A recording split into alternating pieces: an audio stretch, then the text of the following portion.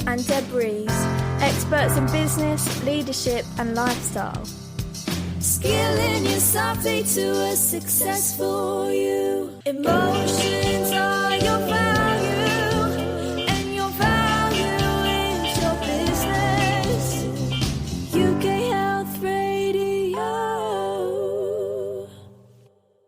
Boom! We're in and we're up and running and we are back for another week. Well, not quite a week. It's like kind of randomly aired all over the world at different times of the week. How crazy is that? How crazy to think that at some given point, somewhere in the world, somebody's going to be listening to my Welsh accent, banging out a load of philosophy BS for the next 52 minutes. Do you think it's BS? Brilliant solutions. That's what I was. That was clever. That was off the cuff. I like it. Yes, BS, brilliant solutions. That's what we're banging out here. You and listeners, welcome to another fantastic show. Brilliant to have you here. I love the fact that you're at the end of this mic. You're at the end of it. You listen to what we're going into every week. I love you to bits. Deb loves you to bits.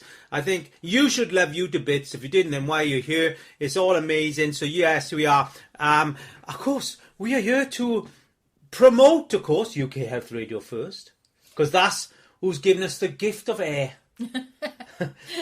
The gift of air life. UK Health Radio. That's where you are, guys. Absolutely. And we are the only business magazine talk show in the world that's on UK Health Radio.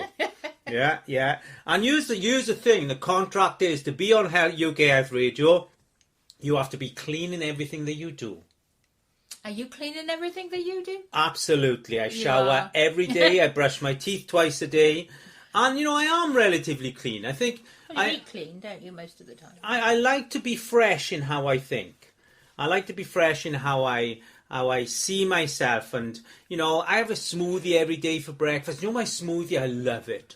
Here's the thing, listeners. There's lots of things out there that regenerate you, and get you active that first thing in the morning. I strongly recommend you stay away from caffeine first thing in the morning.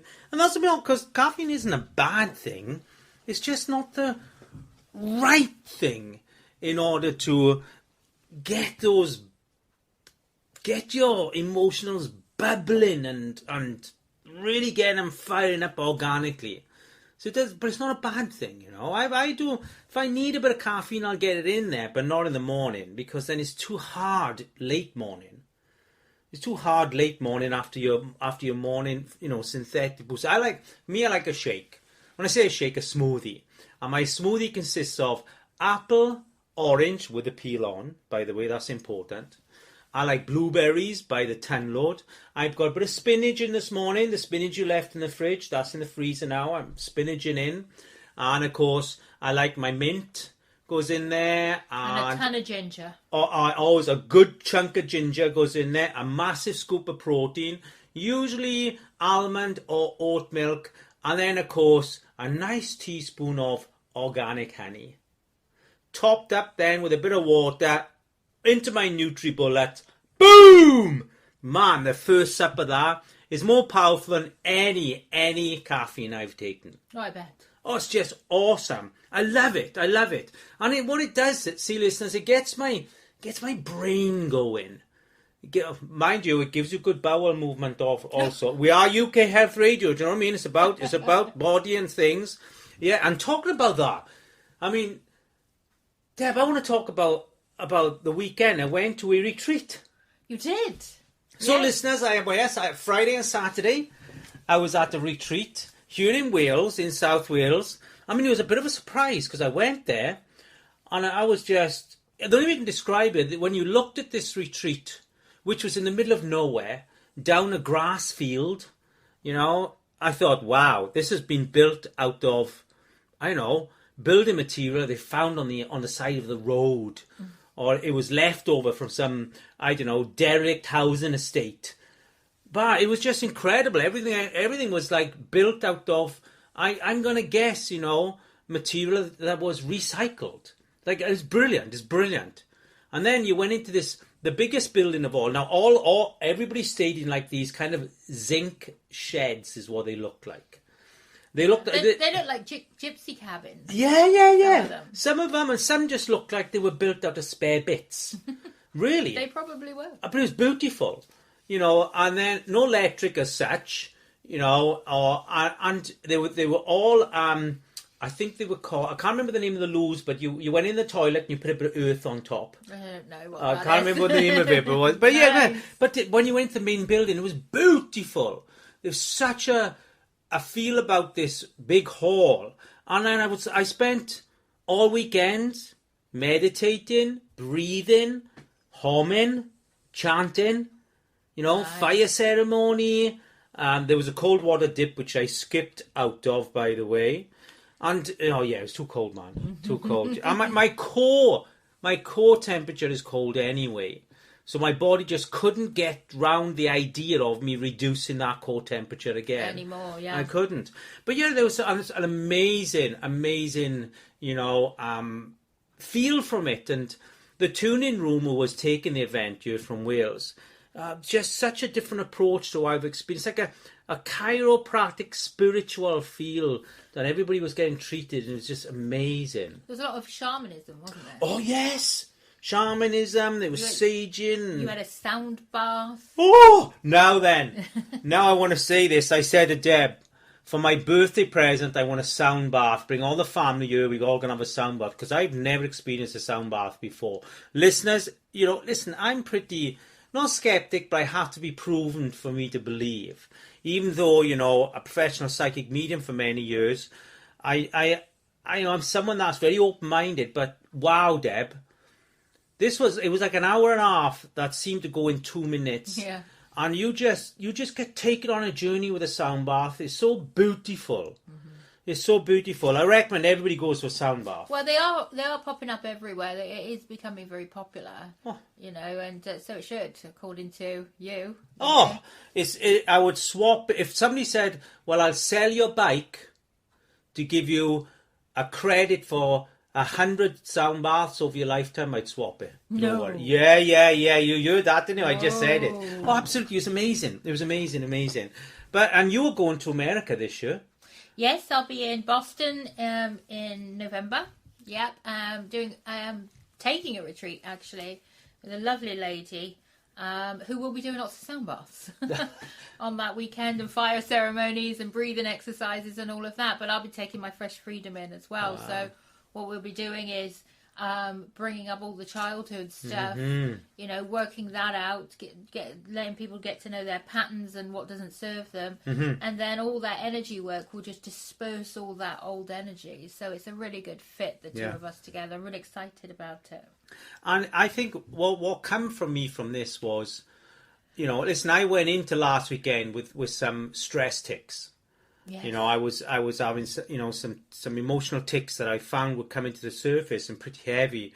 Come out of there tickless. That's crazy. Yeah, that's how beautiful it was. It really was. I'd say I was some tears there that I had, and that lots of people did, but it was just fantastic to. But you said the tears were happy tears, like emotionally charged, good tears. Yeah, absolutely. Releasing something. Yeah, it was very beautiful. And it's been a long time since I've been on, a retreat weekend or retreat. Because, when we travelled, we experienced a lot of those things. But of course, travelling stopped and we haven't had that for a while now. But I think that, it's something that I think we should do more of, Deb.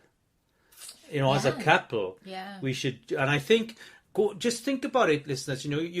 Retreats don't have to be overly expensive. You can even do your own in your own home. You think, we'll do a retreat weekend for ourselves. Do you know what I mean? Why not? Didn't it? Do you know what I mean? Yeah, if you know what you're doing. Yeah, right? yeah, absolutely. A fire ceremony is pretty easy. Yeah. Fire ceremony and cold water dip. Well, fill a bath up.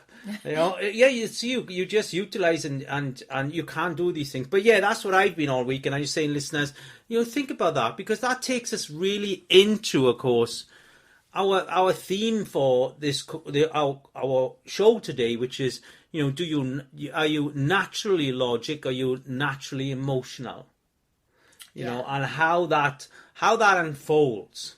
I just believe that there are people, and it's only recently I've thought about it, that some people just naturally go to logic. Like that's where they live. They live in their logic. And then there's people that naturally live in their emotion. They go to the emotional component of whatever it is first. Some people go to the logical component or whatever it is first.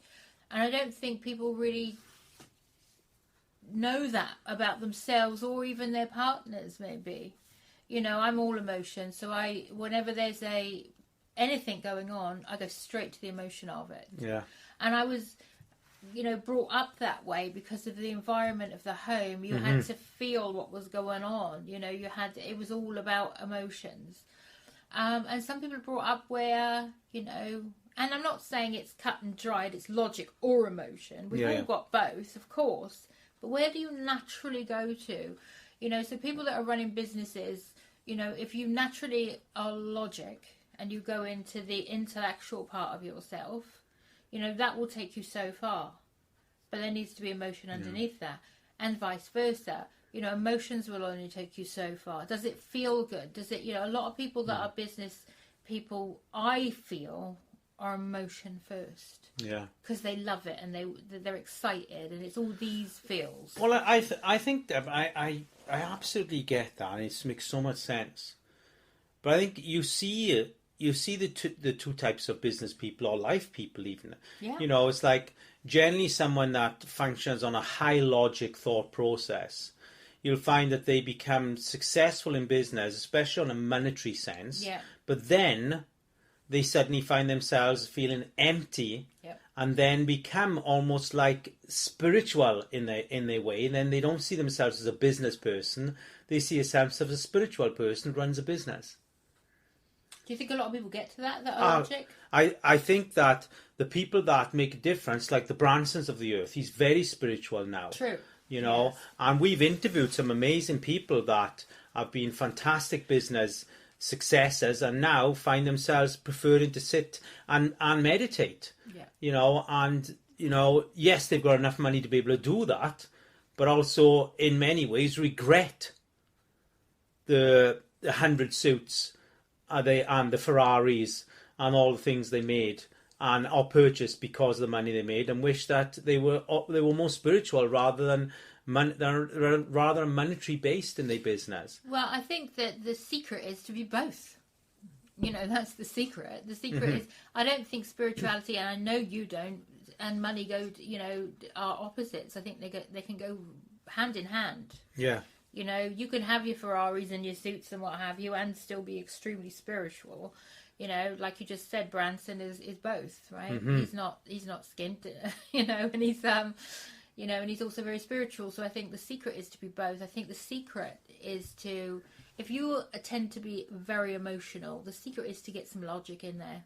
And if you're very logic and not very emotional, then the secret is to get some emotion in there. I think the balance of the two is what makes it. Mm-hmm. I think... What do you think you are? Do you go logic first? Or yeah. I think that I go... Here's what it is. I think that someone who's highly logic becomes successful quicker than someone who's highly emotional. I agree. Generally, someone who's highly emotional generally goes into the realms of spirituality, goes into that feely business. Someone who's logic goes into a constructive business. Yeah, probably more of a product. Well, based, yes. Rather than service based. But I also think that obviously you can get really nice emotional products, don't get me wrong, right? Mm-hmm. Yeah, I mean, you look at if we back here in the UK, the Body Shop was made out of an emotional person because of the experience that person wanted the customer to receive. That's why she was successful. Yeah, because it's an emotional thing. But then, behind that then, the Body Shop has still had its issues, had its problems in maintaining its head above water as a very successful business, because then, of course, logic has to come in. Because when you're spiritual, you tend to invoice down, not invoice up. You tend to... you keep saying spiritual. Do you mean emotional? Yeah. Emotional, yeah. When we're looking at if you're naturally emotional, then you're naturally spiritual also, because you are a feely person. When I say spiritual, I don't mean the religion. I know what you mean. Just mean how you your belief. And you see the world and people and Yeah, your Probably- belief. You look at you use the word belief more than you use the word, I don't know, invoice. right. Where someone who's logic will use the word invoice more than the word belief. Yeah, exactly. That's exactly what I'm talking about. And I think that you're exactly right, because I've always thought that, since I kind of came up with this, that people are one way or the other. Like I said, there's a balance, of course. It's like I might be 20% logic and 80% emotional. Logic is there, of course, but it's not my go-to. And so some people who are logic, I do believe if you take emotion out of it for a while, you can maybe get further in business. I mean... Now, I'd have to go the other way. For a minute, though. Just for a minute is where I am. I don't know that could last. Yeah. I tend to, for my selflessness, what I do is, I'm probably, my first idea, response to the idea comes from logic. Let's say that's, 20%. Then I will probably put perhaps 60% of emotion into it. Then I'll put the final, then will be 20% of logic. So it's like the idea, why I love the idea, how I'm going to sell the idea. Well, that's the best way to do it. That's how I do things. Is it? Yeah. It's just the idea. Why do I love the idea? Then how do I sell the idea? Now, why do I love the idea? That's probably about 60% of me. Sometimes I need to reduce that. And I don't. Because I just fall in love with it, and then I rush through the 20%, which is the idea. I rush through the initial idea and go straight into emotion, which means I haven't given the idea enough thought. Yeah, I think... Sorry, go on. Because you can fail on ideas quickly then. Because you've got it, then you dive into the love of it, not think about the got it in how that will work, is it needed, is there a market for it? Right, you just love it, right. And then you're going into the selling of it, which isn't going to work because you haven't finished the first 20% of why. Is there a need? Yeah. What's the purpose? How are they going to benefit from it? I think a lot of people that are running emotionally based businesses, and they're emotional, love it, and they think everybody else is going to love it because they love it. And that's exactly what happens when I don't spend enough time in my first 20% of idea before going in the 60% of emotional and I love it. Because actually, although the business is all about you, it's actually also not about you at all. Yeah, very much. So you have to get I keep saying balance here, but I think you do. You have to know that just because you love it, is everybody else going to love it? And like you said, is it needed? Yeah. But a logical person, I see this is why we've said, in the first instance, the logic is good for business because it's got that foundation for it to work. Because a logical person will be like, okay, is it needed? Will it sell? Blah blah blah. Whereas and then you can't keep doing that because you do need to love it. You do need to have the emotion. You do need to have an emotional attachment to your business as well, because your emotions, whether you're coming from them or not, consciously will still be running it somewhere. Yeah. I mean, let's be clear here. Logic can take your business to its complete success. Yes. It can do that. Yeah. But then you'll be spat out the other end as a human being feeling pretty empty. Right. That's the thing. Yeah, that's why you still have to have the balance. Yeah, you can have a very successful business that can be completely built on logic. But as you do that, you're emptying your emotional balance. And then you become emptier and emptier and emptier to the point where you suddenly don't feel that you've actually lived. Yeah, or had any life success. Exactly. But then you've got the emotional people, that's their go-to, and they're generally probably empaths. And empaths are crap, excuse my language, at making money, because they're all like, oh, no, if you can't afford it, it's okay, I can do this for you. And all of that kind of thing. And, so if you're too emotional, it's not going to work. If you're too logic, for a different reason, it's not going to work. Wow. I mean, there's so much to consider, isn't it, as ourselves as human beings. And we are such a complex yet beautiful piece of meat. And on that note, listeners, we're going to jump into a quick commercial, ma'am, and we'll be back in no more than about 90 seconds, that's for sure. See you on the other end. UK Health Radio, the station that makes you feel good.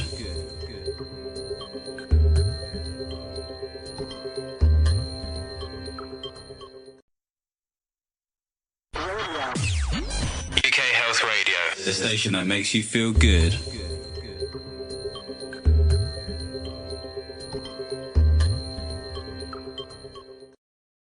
Happy days, and we are back in, and of course, welcome back to UK Health Radio. Also, it's not just about me and Deb. There are tons of other shows, other presenters, other subject matters, everything that's going to absolutely prick up your listening ear and get on there, man. There's so much happening on a week-to-week basis on UK Health Radio, and there's so much to learn, there's so much to understand. Yeah, there's so many presenters doing so many different genres of health. It's amazing. It's almost like overwhelm. Which is what we're going to go into now. Like, you can be overwhelmed with the amount of beautifulness that's on UK Health Radio, but overwhelmed in a really beautiful way. And thinking about overwhelm, we've gone into what is, are you naturally logical, are you naturally emotional? Now, I want to touch on the word overwhelm, but I also want to understand this goes two directions. It's not always negative. It can be positive also.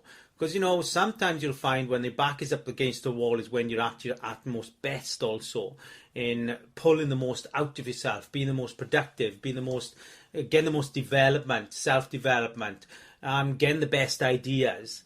That can happen when your back is up against the wall. And, overwhelm isn't something that suddenly comes either. It has to overwhelm is an invitation. We have to invite overwhelm into our lives. And we have to do it in such a way that it feels safe coming in. Overwhelm won't just come in if it's not allowed. It has to come in and feel confident that it can actually produce an overwhelm within you. So it's like a little kind of bug. It eats at it bit by bit by bit, but you know what? You are still allowing that to happen. And, when we think about,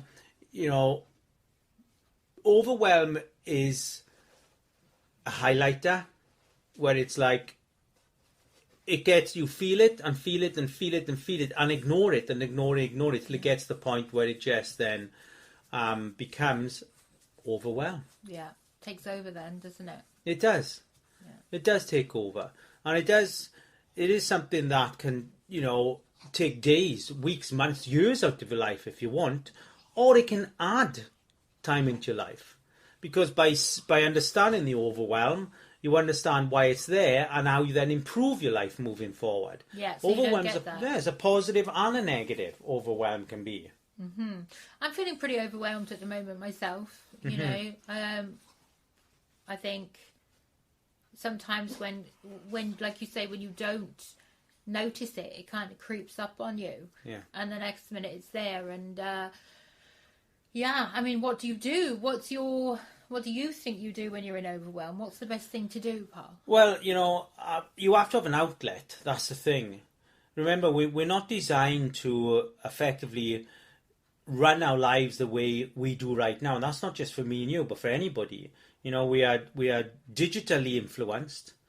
And that means that we are losing the sacred place of wisdom, where we have that time to sit and think. I'm on a networking call this morning, and there's a business owner on there saying, I don't get time to think, when actually thinking is your most valuable part of you. Oh my gosh, yeah. And having time for yourself is the most valuable part of you. And then, of course, that creates this overwhelm. But I think that, overwhelm doesn't want to be there, doesn't want to be part of you, doesn't want to influence your day. But when it does that, it's also ready to be let go. I think it's in some ways, a warning. Yes. Stop. You have to stop for a minute because, and take stock because, so I think it's your friend in a way. Yeah, it is like karma. It's your friend. Karma loves you. Overwhelm is just letting you know. It's like that amber light for sure. Yeah. When I get overwhelmed, of course, I'll go on my bike. And that will refresh me. But I'm having to physically work that out of me. Although the retreat done on the weekend, no exercise at all. But I removed something that I couldn't remove it on my bike, and that's the stress ticks that I was getting.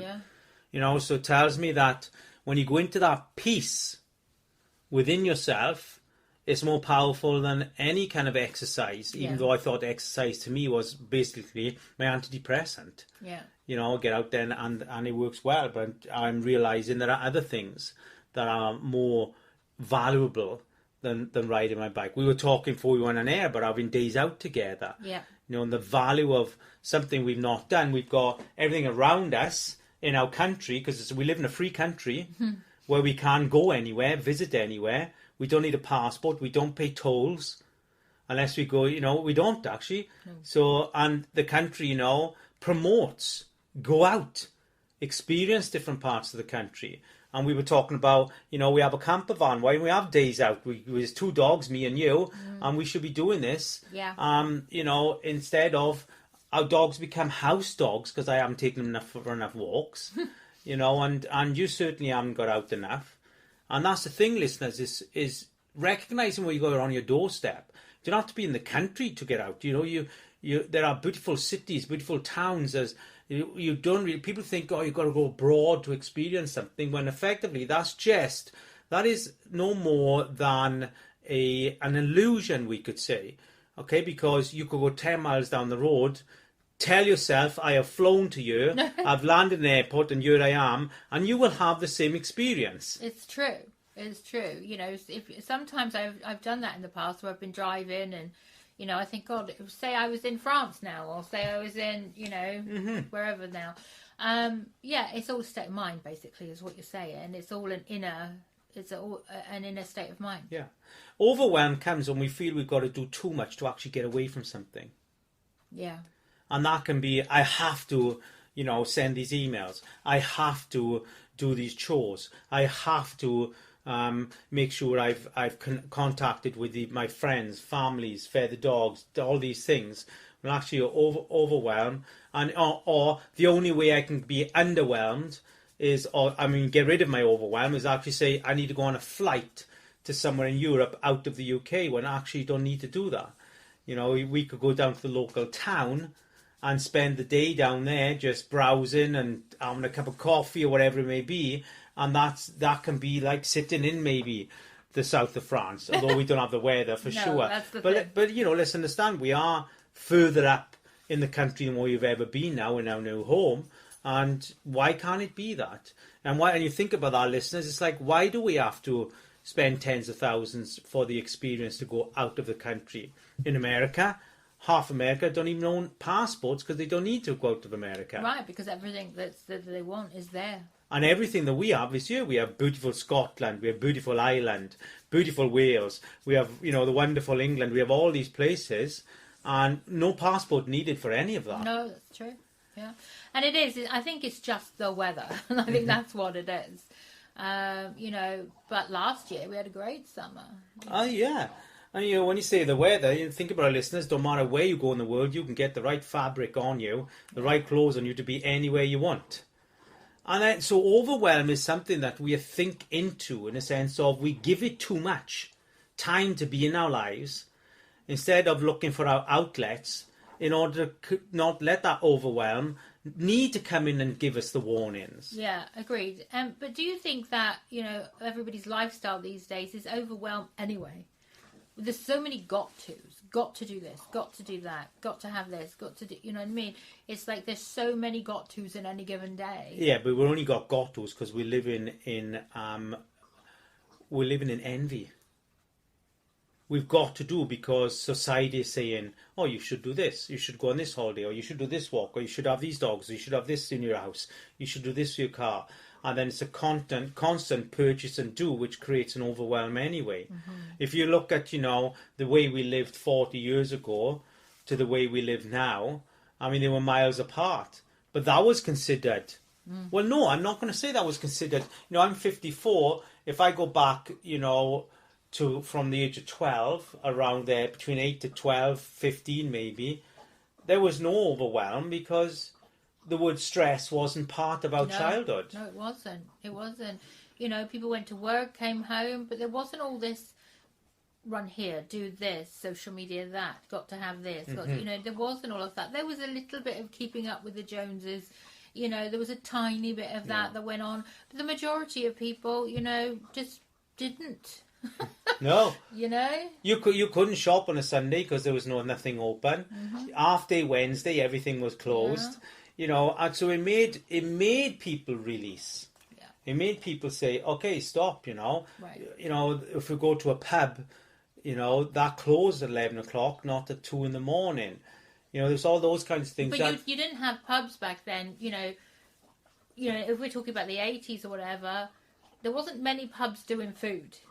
You know, you didn't go to a pub for food, you went to a pub for drink. Yeah. And a cheese roll. and cheese and nuts and peanuts and crisps. Yeah. Or fries, depending where you are in the world. And that's where you, you know, chips, you mean. Chips. Yeah. Do you remember when we were in America on tour and we went to that pub and they had monkey nuts? Yeah. Big bowls of monkey nuts, and everybody used to just eat these monkey nuts all night by the bar. And just throw them and on the just floor. throw the shells on the floor. And then at the end of the day, then they would come and just, end of the night, they would just sweep up these monkey nuts. Yeah, I and love they, that. they were like 3-4 inches deep. It was Yeah. like walking through snow, wasn't it? Yeah, I loved it. I loved that. Yeah, that's what it's about, innit? Things like that, you know. But these days, it's just everybody goes to the pub for dinner. Yeah, yeah. And I think things are more communalised now. And when you look at, you know, you can take your children out for the day, and you know, you can sit and have a bar meal with your child. Oh, with yeah, your children. yeah. Things have become more, I think, together. I remember the times when, you know, there was a men's bar. Even women weren't allowed in that Yeah, bar. Do you remember that? yeah. We ran a pub as a child. My mother and father ran a pub, and the women didn't go in the bar. Yeah. I mean, for a while, women didn't serve behind the bar in the bar. Only men. Oh, that's right. Yeah, It was like that also, man. It was crazy. But Men's you know, bar, really. but then coming back, you know, we're talking about overwhelm. We're talking about how this is invited in, and really scheduling in, purposefully scheduling in, whether it's through mind or whether it's through an official schedule, something you use, phone, laptop, on the wall, on the fridge, you know, putting in that time where you're purposefully saying, this is my undo time. This is the time that stops me from being overwhelmed. You know, purposely putting that in. Yeah. And, you know, I have to have that. You know, I have, if we look at my Outlook schedule, Tuesdays, Wednesdays, I booked in what is bike time for me to go and do that. If I can sneak one on a Friday and all, I'll do that on a Friday, because I know I'm making as much money on my bike as what I'll be doing behind the office. Absolutely, because otherwise you get overwhelmed and then you're knackered and then you're not, you know, productive. So, Well, yeah, exactly. there's no think room in overwhelm. No. It becomes fog. Yeah, absolutely. So it's so important to make sure that you do have that scheduling. So what we realising here then, Deb? What are we realising about overwhelm here? What is it? Well, we're kind of realising, I mean, I just wanted to say first, you know, like you said, we never grew up with the word stress. You know, stress was for big, sweaty, you know, corporate people that had heart attacks at 45. You know, that seriously though, that's what it was, wasn't it? You know? The guys that beer drinking, steak eating, Yeah. businessmen who met up every couple of nights a week and had you know, took their clients for dinner and stuff, you know, and they ended up with stress and heart attacks. Right? Sorry to laugh, but that's what it was. That seems to just have spread through society. Yeah. You know, our kids are stressed. Mm-hmm. What in the world is that about? Well, I have a theory on this. I have a theory. And I'm not sure if I've already touched on this last week. But here's the thing is that the reason the youngsters are stressed, one, because of course digital technology is presenting that through social media and things like this, which creates life envy, money envy, relationship envy, body envy, yes, all this thing, hair envy, it all comes with it, doesn't it? But then also is that, you know, there's a realization now that in school, the pressure that's put on youngsters to study is also subconsciously telling them that they forget.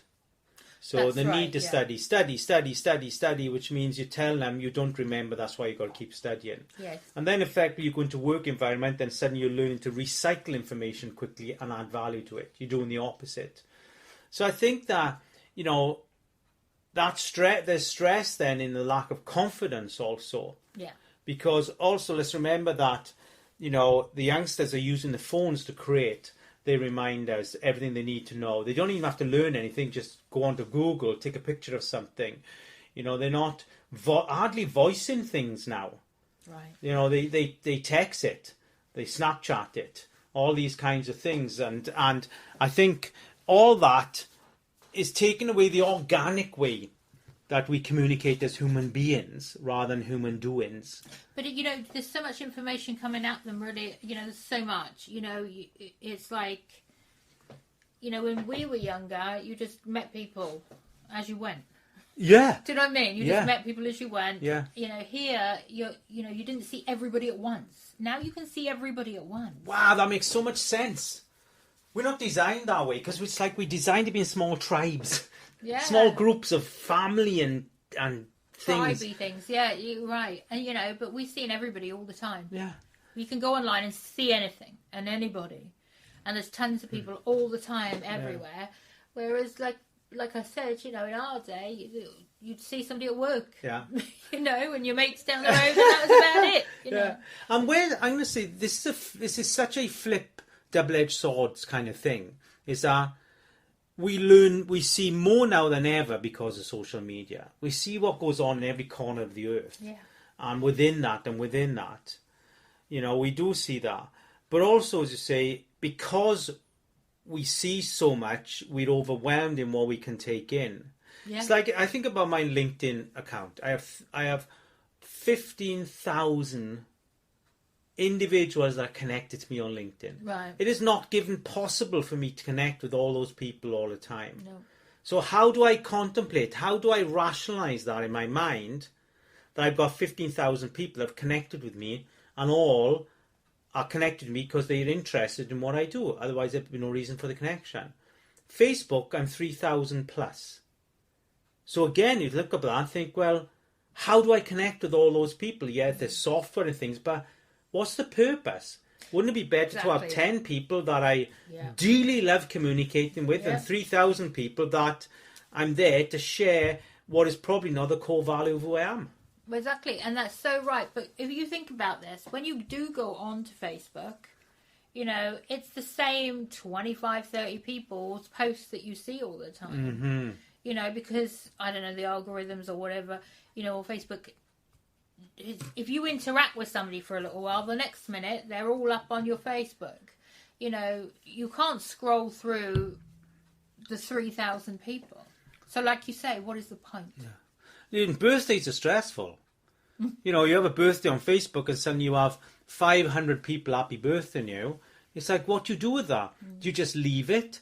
Or do you go through spend the whole day practically of the next day after your birthday saying, thank you, thank you, thank you, thank you, what thank you. What people do is they just say one thing. Thank you, everybody who sent me wishes. I didn't even know that was even the kudos thing to do. I thought you just said go through everybody, But do you see, like you say, what is the point of having all those people when it was only 25 to 30 people that you actually see constantly on your social media? If we look at life in Facebook, so I'm going to say that my group of friends was probably at the very most tight friends 4 or 5, then semi-friends 5 to 10, and then people that I knew I could stop and talk to, we say 10 to 20, maybe 25. People I would just, how be, 25 to 100. Then people I would just nod, or I would know of, were then in that other parameter. So we've always lived a kind of Facebook life, if you understand, in that way, but Facebook has just made that global.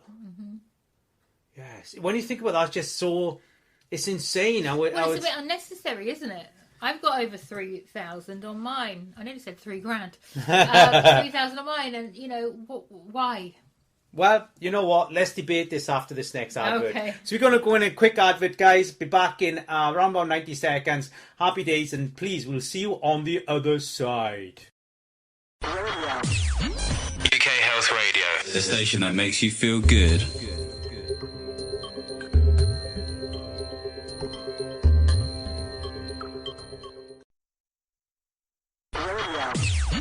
UK Health Radio, the station that makes you feel good.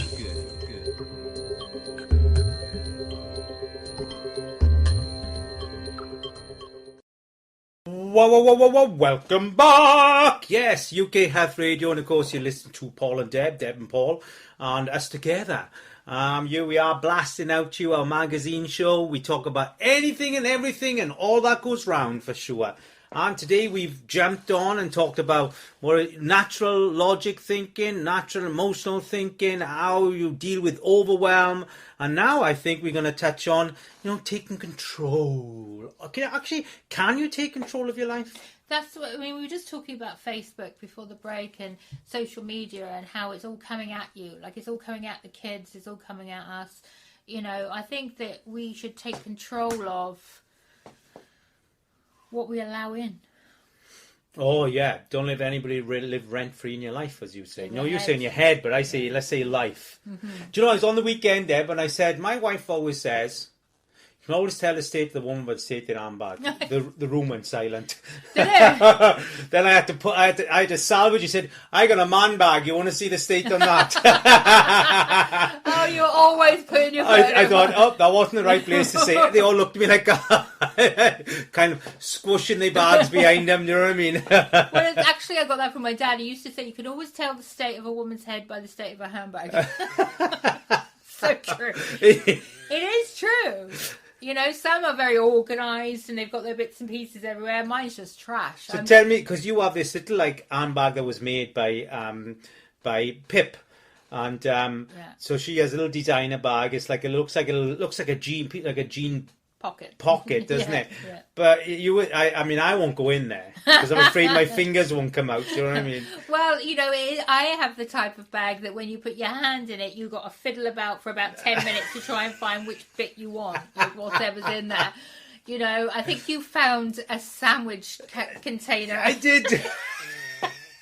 And it's only a little thing. It's not like a huge bag or anything. No. But you found a prawn sandwich container. Oh. That, I think it was 2021 maybe. Yeah. I don't know. But you used it. So do you know what's in your handbag, that carry bag right now? Yes. What's in there? There is hand cream, there's pens, there's mints, there's spray, there's gloves, there is an empty packet of Space Invaders. Yeah. Space Invader crisps. I love them, they're my favourite. So there's all of that kind of thing in there. It's mad that you just leave it all in there. So you said pens. Yeah. Why is that? I mean, how many pens can you use at once? Do you know what I mean? I know. See, I'm guessing this is what you know. This is what I know. Because there's other pockets in there, or is there no other pockets in there where you can? There's one at the front, but I think there's just a chip from a fairground. Yeah. I couldn't do that, see, because when I come home my man bag, I got to empty it out every time. Oh, you do? I completely empty my bag when I come in. But we are so different creatures, Paul. We're so opposite. Like in so many things. I mean, you think about it, music. We're kind of in the middle, but there's a lot of opposite there with the heavy metal from you and all of that. And then, TV, we're different. Mm-hmm. You get out and exercise. I don't and can't. You're a morning person, I'm a night person. We're just so different. You're a vegetarian, bordering vegan, I'm meat. Just nothing slots together, does it? Bar for us. But I don't know, it's like listen, listeners, I put up these hooks everywhere to put our car keys on and everything like that.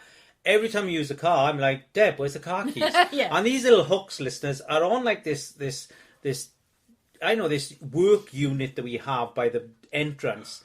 So you just come in and hook it there, but you just never do. No. Tell me why you can't wear a watch.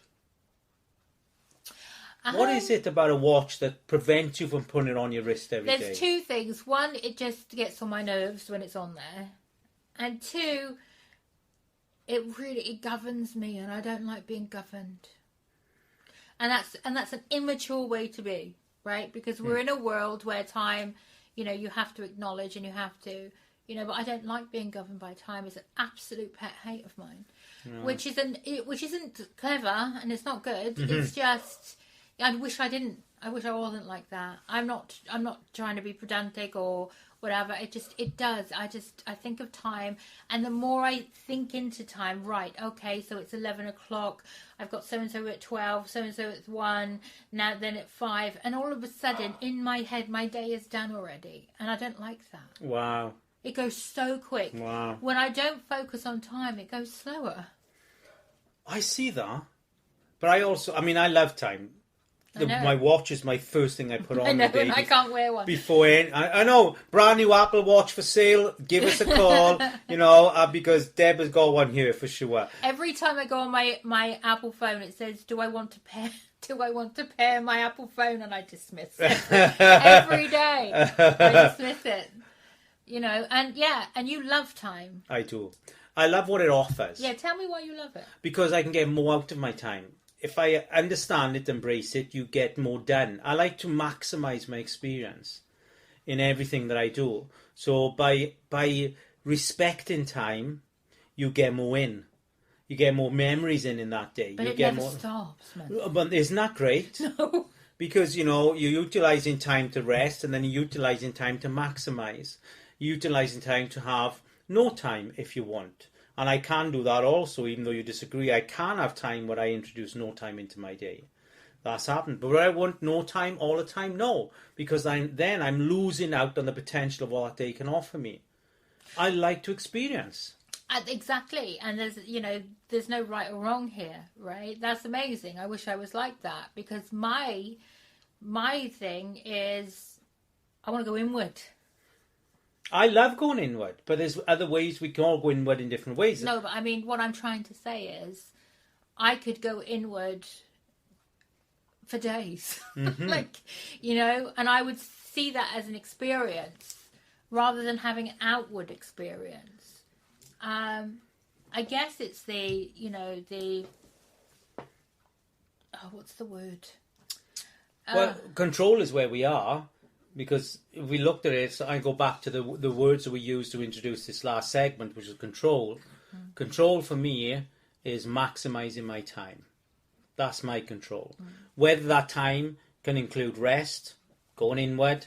I meditated this morning. Yes. So that means I maximise my time by including meditation, which takes me out of time, but still is included in maximising my day. Agreed. I'm not saying it's one or the other. I see that you do, all of it. What I'm saying, I'm just saying what I am is where I'm most comfortable inward, but I could stay there forever. Yeah. And that's because you're tired, girl. I think that's very true. I was just about to say, I think it's because I'm tired. Ankylosing spondylitis, you have, Oh, it's brutal. You have extreme fatigue and tiredness and everything that comes with that. So you're going to feel that way. Yeah. You're going to feel that way, and that's understandable. So maybe I'm not so introverted as I think. Maybe I just meant I have to be introverted with the level of energy I have. Or maybe it's an easier way for you to deal with what you're going through. Yeah. By presenting that for yourself and being that. Yeah. Yeah. It could be, it really could be that. But I also will stick by my statement of, I think, time goes faster when you're constantly looking at it. Which is different from a kettle. I love that. Do you know, this has been such a fantastic kind of fragmented deep dive into so much. I absolutely enjoyed it. I do love our time together. And listeners, we have got some guests. I will be getting some guests lined up in the next couple of months. I just wanted me and Deb to have a bit of a roll into this new year together, because we didn't do it much last year or the year before, because we're always stacked up with guests when they come on the show. I've probably got about 3 months worth of guests waiting, ready to come on, which will be happening over the next couple of weeks as soon as I get myself in order, get everybody timed in, and then I'll start pushing that out there. But in the meantime, please jump into the rest of UK Health Radio, the rest of the presenters. Enjoy your time. Watch out for your overwhelm, and look at your logic or emotional thinking and how that fits into your life. And I'm going to say for now, for me, it's goodbye for now, Deb. Bye from me. Happy days, and see you this time next week. And bye for now, and boom! Emotion.